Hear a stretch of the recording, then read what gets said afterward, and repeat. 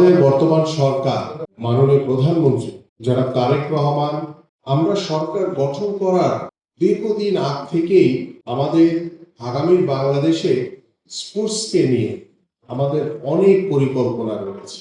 সেই পরিকল্পনাগুলো কিন্তু আমরা সেই স্বৈরাচার আমল থেকে কিন্তু এই কার্যক্রমগুলো শুরু করেছি।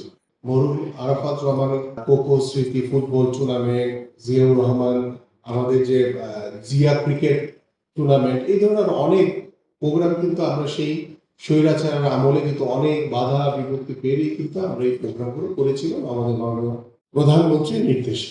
তৎকালীন আমাদের ভারপ্রাপ্ত চেয়ারম্যান, আন্তরিকভাবে ধন্যবাদ এবং কৃতজ্ঞতা জানাই যে আমাদের সকল ফেডারেশনের সভাপতিগণ এখানে রয়েছেন।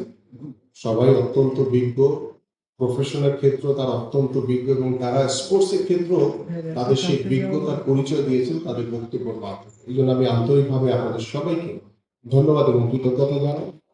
এবং আজকে আমাদের সামনে যারা সাধারণ সম্পাদক যারা বসে আছেন, আপনারা অত্যন্ত স্পোর্টসের জন্য প্রজ্ঞাপন এবং আমার সামনে উপস্থিত রয়েছেন আমাদের বিভিন্ন ফেডারেশনের যারা কর্মকর্তা রয়েছেন, সবাই এই স্পোর্টসের বিজ্ঞ ব্যক্তি এবং আপনাদের মাধ্যমেই আমরা আশা করি যে আগামী বাংলাদেশের ক্রীড়াঙ্গনকে নতুনভাবে টেনে সাজাবো।